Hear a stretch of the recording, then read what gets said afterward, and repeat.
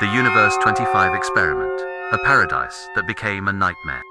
One of the most famous experiments of the 20th century showed that even in perfect conditions, a society can destroy itself from within.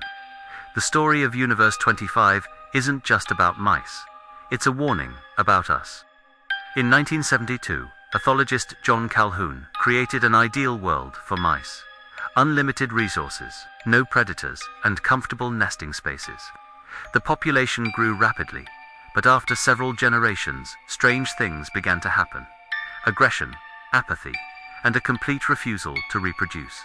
A society that was meant to thrive suddenly began to collapse from the inside. Psychologists see Universe 25 as a troubling metaphor for the modern world. Too much comfort, loss of purpose, and weakening social bonds. When the need to struggle and create disappears, even paradise can turn into emptiness. Calhoun's experiment reminds us, without meaning and connection, no perfect system can survive. When a regular history lesson turned into a fascist experiment. In the spring of 1967, at Cubberley High School in California, teacher Ron Jones decided to show his students why Germans had obeyed Nazism. He created a movement called the Third Wave, which demanded discipline, a special salute, and unconditional loyalty. Within just 3 days, students began reporting their classmates who failed to follow the rules. The experiment quickly went beyond a classroom exercise. Students began to feel like part of an elite and awaited the arrival of a national leader. When Jones finally revealed the truth, the shock was so great that many cried and refused to believe it had all been a deception. The story of the Third Wave is more than a strange episode. It's a warning. Even in a safe environment, people can easily awaken a desire for obedience and a sense of superiority. As long as a system exists where everything is ruled by discipline and a charismatic leader. Reflection as a gateway to the other world. Why humanity has feared mirrors for centuries. Every time we pass a mirror at night, we instinctively quicken our pace. An ancient instinct remembers what the mind has forgotten. Perhaps our fear of reflection isn't superstition at all, but a genetic memory of something our ancestors truly saw on the other side of the glass. In Victorian England, mirrors in a deceased person's home were always covered with cloth for 3 days, as people believed the soul could get trapped in reflections and lose its way to heaven. Ancient Greeks used polished bronze for divination, believing the mirrored surface opened a portal between the worlds of the living and the dead. Among Slavic peoples, it was forbidden for infants under 1 year old to look into a mirror, out of fear that the child might see their double from another world and lose their soul. In Japanese folklore, there exists a yokai called Kyokotsu Miyo, a mirror spirit said to drain life energy through the reflection of those who stare too long at themselves. In Jewish tradition, mirrors were broken after a person's death to sever the connection between worlds. Modern science has shown that staring at one's own reflection in dim light can indeed cause hallucinations and facial distortions, a psychological phenomenon known as the strange face illusion. Real horror stories, The Devil's Called. It was the night of September 6, 2010. Only my mom and I were home. Around 2 a.m., the landline phone started ringing, loud, urgent, endless. I didn't answer. Something about it felt wrong. 5 minutes later, it rang again. This time, Mom picked up and hung up without a word. That's when fear settled in. Moments later, 2 heavy thuds hit the kitchen window. Not like knocking, more like something throwing itself against the glass. The cats went wild, hissing, running from corner to corner. We started praying then. The phone rang a 3rd time. I crossed myself, shaking, whispering our Father, and then to final deafening hits on the window. Harder, closer. When we finally dared to look, no one was there, just silence. Neighbors later said our building was built over an old cemetery, and that every 10 years, the restless ones come back to remind us they're still here. Real-life horror stories. Never get off the elevator on the 4th floor in Asia. I was in Taiwan a few years ago and decided to stop by a night market. While walking around, I saw this old building with a small sign for a net cafe on the 6th floor. The entrance was dark and narrow, but I went in anyway.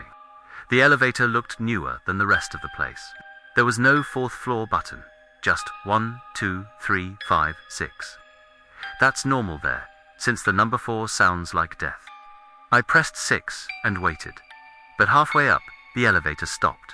The doors opened, and I froze. It was pitch dark, dust everywhere, old furniture under white sheets, like no one had been there in decades. Then I saw movement.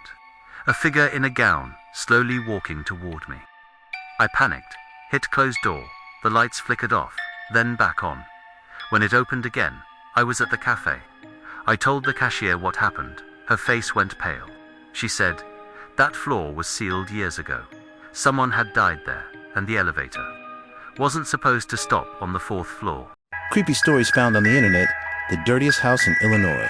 When I was a kid, from 5th through 8th grade, I went to school with a kid that always smelled really bad. We all just assumed he was a normal, dirty kid.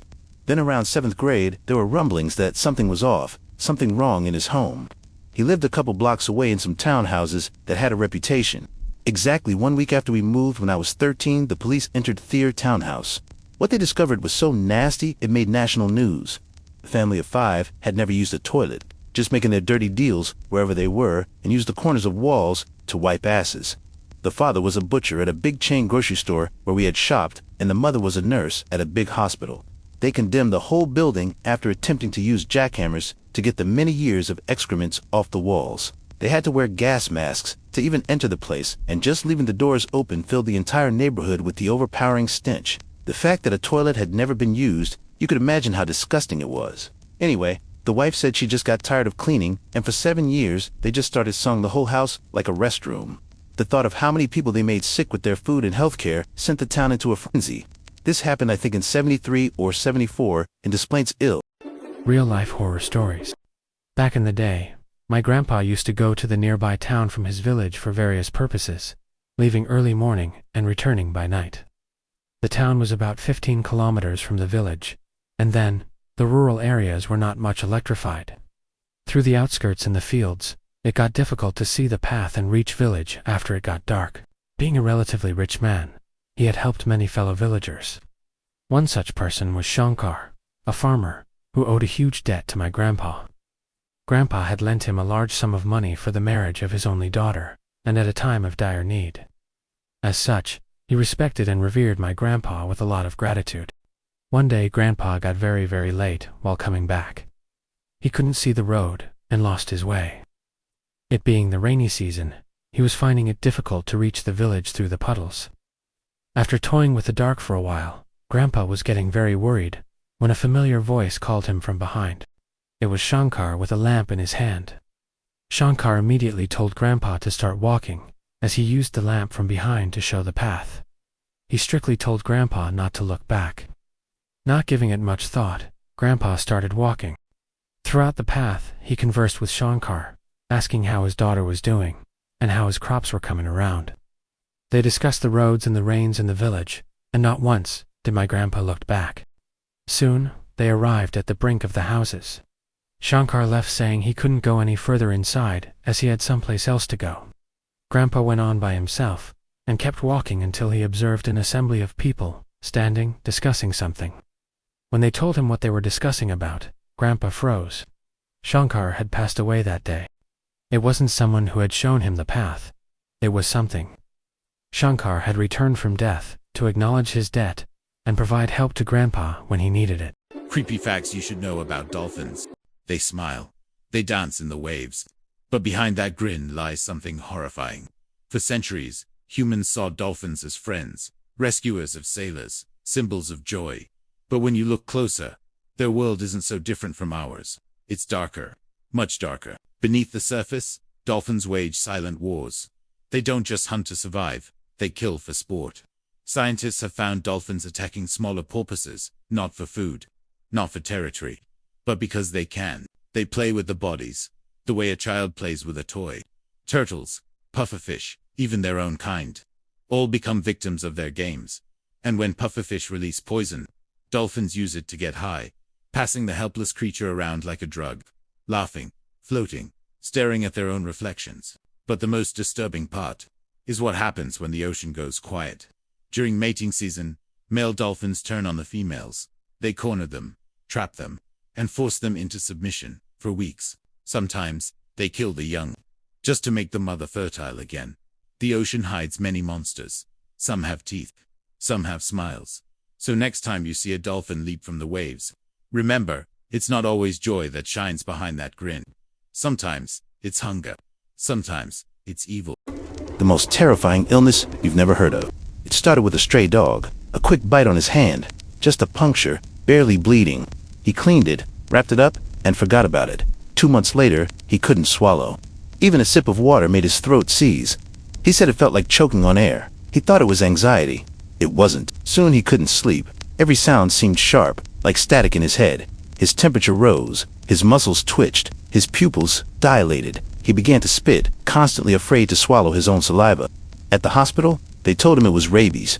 Once symptoms start, there's no cure. The virus had already reached his brain. He became restless, terrified of air drafts, light, and water. He screamed when nurses tried to make him drink. By the third day, he was hallucinating. He saw animals in the corners of the room, heard growls that weren't there. Then came paralysis. His breathing slowed. His heart stopped. They said rabies kills around 59,000 people every year, most from a single forgotten bite. He thought washing the wound was enough. It wasn't. Real creepy stories. One of the scariest things I ever heard was when I worked in retail. My store used to do layaway, and that was where I worked. Right by the layaway counter, we had 3 bathrooms. A men's multi-stall, a women's moody stall, and a family bathroom. Well, only the family bathroom had a door that locked, all the others had the push swing door. I was in the back cleaning up, and I thought I'd hear screaming, so I walked out front by the counter. I heard more screaming. I was not sure at first where it was coming from. I ran and checked the men's and women's bathroom, and they were empty, and I still heard the crying and screaming. It was coming from the family bathroom. I banged on the door, but the yelling, screaming, crying kept going on. It sounded like a child, and I had no idea what was going on. I called for a manager because I had no way of getting in the door since it was locked. This whole time there is still crying, screaming, banging. After several attempts of trying to open the door, we called 911. We had no idea what was going on, but it didn't sound good. I think about 15 minutes at this point, although it felt forever. Then the sound check stopped. No more banging, crying, nothing. We banged on the door until the police came. When they finally did, they had to kick the door in since we had no key. As we all stood around and looked in, all we saw was red marks all over the place. We were not really sure what happened at first, but the police told us to back up, and that is when they pulled out a lady and a child. A crimson child, maybe 3. We all just stood there in shock. The child was not moving. We thought he was not alive. They took the lady away in handcuffs and the child to the hospital. We all had to give statements. Later, my manager told me what happened. The just snapped. He wouldn't stop crying, and she just had enough and did whatever she could to make him stop. He did live. I was sure he was dead, but he wasn't. She had just knocked him out from hitting him so hard. This story is not scary in the ghost sense, but for that to happen right behind the door and not know what is going on or be able to help was pretty scary to me.